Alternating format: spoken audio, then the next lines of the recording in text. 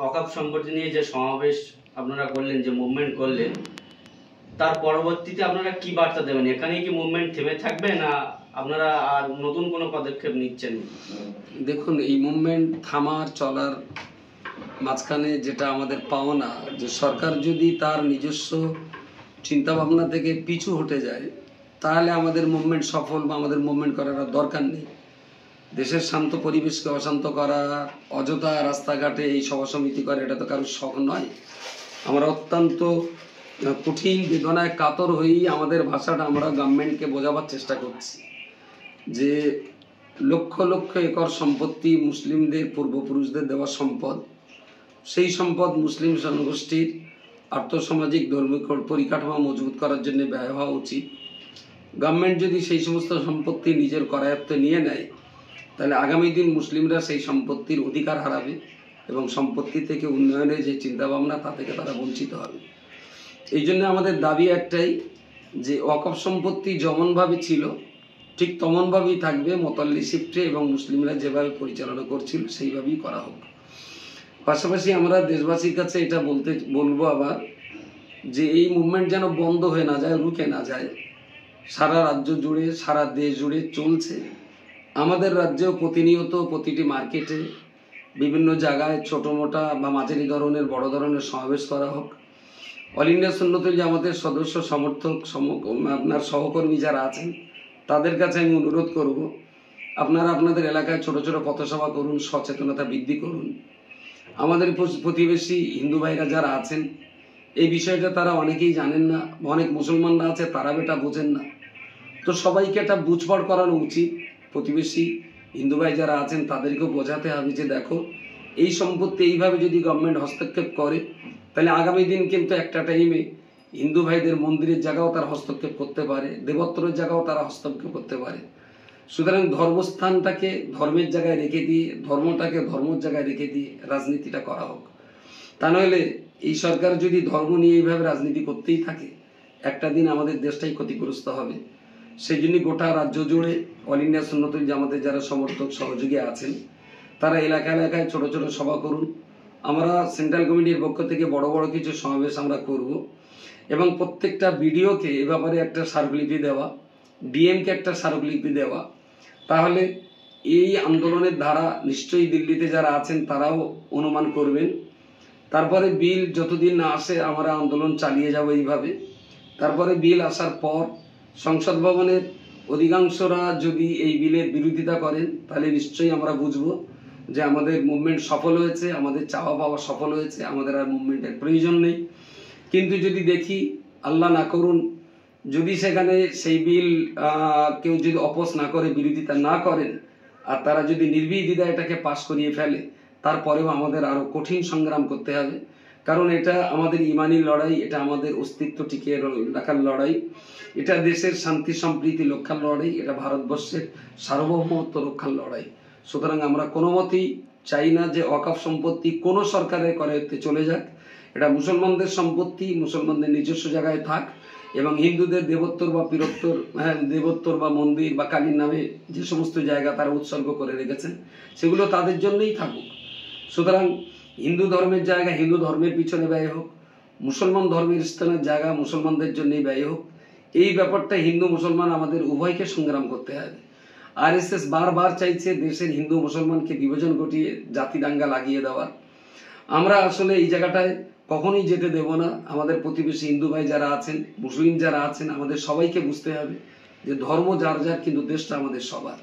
দেশটা যদি ভালো চালাতে পারি, দেশটা যদি ভালো থাকে, হিন্দু ভাইও ভালো থাকবেন, মুসলমানও ভালো থাকবেন। আর দেশটাই যদি ভালো না থাকে, কেউই এই দেশে ভালো থাকতে পারবে না।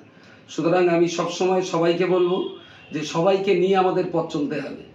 সবাইকে নিয়ে যদি আমরা পথ চলতে পারি, তারা আমাদের আন্দোলন সাকসেসফুল হবে, সফলতা আসবে। এবং প্রত্যেকটা সমাবেশে, প্রত্যেকটা কনভেনশনে, এবং যখন আমরা বিডিওকে বা ডিএমকে মেমোরেন্ডাম দেব, সেখানেও যেন 2-5 জন হিন্দু মহোদয়, শিক্ষিত বুদ্ধিজীবী মানুষ, তারাও আমাদের সঙ্গে থাকেন, আমরা তাদেরকে নিয়েই যাব। তো সবাইকে এই সংগ্রামটা জারি রাখার জন্য আমি অনুরোধ করছি। বিল আসা পর্যন্ত এইভাবে জারি থাকবে। তাহলে বিল লোকসভায় যদি এসেই যায়, সেই বিল পাস হওয়া না হওয়া তার উপরে নির্ভর করবে আমাদের পরবর্তী মুভমেন্ট আমরা কিভাবে পরিচালনা করি। কেন্দ্রীয় সরকার হঠাৎ এই বিল পাস করার চিন্তা ভাবনা কেন নিচ্ছে? এটা কি শুধুমাত্র একটা মানে সংখ্যালঘু সম্প্রদায়কে কোণঠাসা করার জন্য, না উদ্দেশ্য অন্য কিছু? আসলে সংখ্যালঘু সম্প্রদায়কে কোণঠাসা করার জন্য বললে ভুল হবে। সংখ্যালঘু সম্প্রদায় যেভাবে আছে সেইভাবেই থাক, কিন্তু তাদের মূল উদ্দেশ্য হলো বৃহত্তর জনগোষ্ঠী হিন্দু সমাজকে মুসলমানদের বিরুদ্ধে খেপিয়ে তোলা এবং সমাজের ভিতরে একটা জাতিতে জাতিতে বিভেদ সৃষ্টি করা, এটাই হলো তাদের লক্ষ্য। এবং 3 তালাকের লক্ষ্য তাই ছিল, 370-এর লক্ষ্য তাই ছিল, এনপি এনআরসির লক্ষ্য তাই একই ছিল।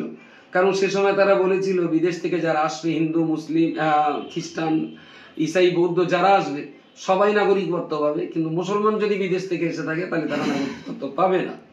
আসলে মুসলমান বিদেশ থেকে আসবে কেন? এসেও যদি থেকে থাকে তাহলে অন্য ধর্মের মানুষ যদি নাগরিকত্ব পায়, ভারত যদি তাদের জায়গা দেয়, তাহলে মুসলমানদের দেবে না কেন? এই সমস্ত বিলগুলো আনার এবং এই সমস্ত কথাগুলো সমাজে তুলে ধরার একটাই লক্ষ্য হলো বিভাজন সৃষ্টি করা। জাতি দাঙ্গা বিভাজন ছাড়া এদের রাজনীতি করবার মতন কোনো অস্ত্র আর হাতে নেই। এবং এরা দারুণভাবে ভীত হয়ে গেছে যে বাবরি মসজিদ নিয়ে বিভাজনের রাজনীতি তারা দীর্ঘ কিছু কম বেশি প্রায় 30 বছর ধরে চালিয়ে এসেছে কম বেশি। তারপরে তারা সেখানে বাবরি মসজিদ ধুলিস্বাত করে রাম মন্দির তৈরিও করলো, কিন্তু খুবই খুশির ব্যাপার সেই অযোধ্যার ফৈজাবাদের সিটেও তারা হেরে গেল। তাহলে নিশ্চয়ই বুঝতে হবে হিন্দু ভাই মানেই আরএসএস নয়, হিন্দু মানেই মুসলিমদের শত্রু নয়। এটা ভাবা মুসলমানদেরও ভুল হবে, আমরা যারা মনে করি আমাদের প্রচন্ড ভুল হবে।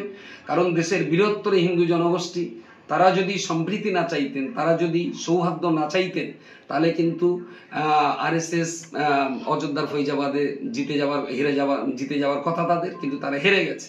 তাহলে নিঃসন্দেহে হিন্দুরাও তাদেরকে ভোট দেয়নি। সুতরাং সবাইকে সহনশীল হতে হবে দেশের ভবিষ্যৎ সুরক্ষার জন্য। কি হিন্দু কি মুসলমান, সবাইকে দেশের সম্মান, দেশের মর্যাদা, দেশের ঐক্য সংহতি বজায় রাখার জন্য একতাবদ্ধ হয়ে হিন্দুর অধিকার যদি নষ্ট হয় সেখানেও মুসলমানদের বুক চিতিয়ে দাঁড়াতে হবে। মুসলমানদের অধিকার যদি ক্ষুণ্ণ হয় সেখানেও হিন্দু ভাইদের এসে প্রতিবাদের আওয়াজ তুলতে হবে। তাহলে আমাদের সম্প্রীতির বন্ধনটা আরো সুদৃঢ় হবে, আমি আশা করি।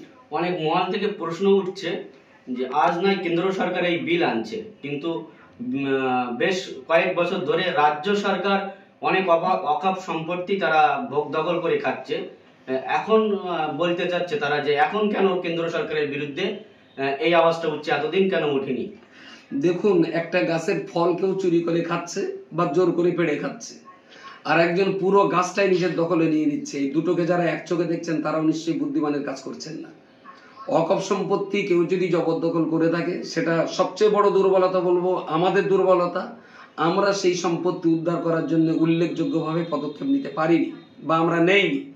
এবং একথা বললে তো অত্যুক্তি হবে না, অকপ সম্পত্তি লুটতারাজ যারা করেছে তার ভেতরে তো বিরাট অংশের একটা মুসলমান সম্প্রদায় আছে। তারাও অকপ সম্পত্তি যেটা কমিউনিটির পিছনে ব্যয় হওয়া উচিত সেটা তারা তাদের ব্যক্তি স্বার্থে ব্যয় করছে। আমি মুসলমান বলে কি তাদের ছেড়ে দেবো? এটা কখনোই হতে পারে না। সুতরাং যারা বলছেন কেউ জবরদখল করে খেত তো এরা নিচ্ছে, তাদের দোষটা কি? নিশ্চয়ই তারা এটা একটা শুভবুদ্ধি সম্পন্ন কোনো ব্যক্তির পরিচয় নয়। কারণ গাছের মালিকানা সত্ত্ব আমাদের ছিল, ফল কেউ দুটো পেড়ে খাচ্ছিল। কিন্তু আজকে কেন্দ্রীয় সরকার যে পথে হাঁটছে, পুরো গাছটার দখল তো তারাই নিয়ে নেবে। সুতরাং এই দুটোকে এক চোখে দেখা কখনো বুদ্ধিমানের কাছে নয়। সর্বশেষ যারা সংখ্যালঘু ধর্মীয় লিডার যারা তারা মুভমেন্টটা কিভাবে জারি রাখবে, তাদের উদ্দেশ্যে কি বার্তা দেবেন আপনারা? তাদের মুভমেন্ট জারি রাখার জন্য আমি প্রথমেই বলবো, কেন্দ্রীয় সরকার যে ওয়াকফ বিল আগে নিয়ে এসেছিল এবং জেপিসিতে পাঠিয়েছে জয়েন্ট পার্লামেন্টারি কমিশনে, এইটা আমি সবাইকে আগে পড়তে বলবো। সুন্দর করে এটা পড়তে হবে, বুঝতে হবে, তাহলে মানুষকে বোঝাতে সুবিধা হবে। এবং বিশেষত আমাদের দেশের রাজ্যের যত মসজিদ আছে, প্রত্যেকটা মসজিদের ইমাম সাহেব এবং মোতাল্লি সাহেব যারা আছেন তাদেরকে এইগুলো সুন্দর করে পড়ে বুঝে তবে মানুষের সঙ্গে কথা বলতে হবে। নিশ্চয়ই তাহলে মানুষ বুঝবেন। আমি নিজে যদি না বুঝি তাহলে অন্যকে বোঝাতে পারবো না। তাই আগে পড়াশোনা করে বোঝাবার জন্য দেশের শিক্ষিত সমাজকে এগিয়ে আসতে আমি অনুরোধ করছি। আপনার পরিচয়? আমি Mohammad Abdul মাতিন, general secretary all India Sunnatul জামাত।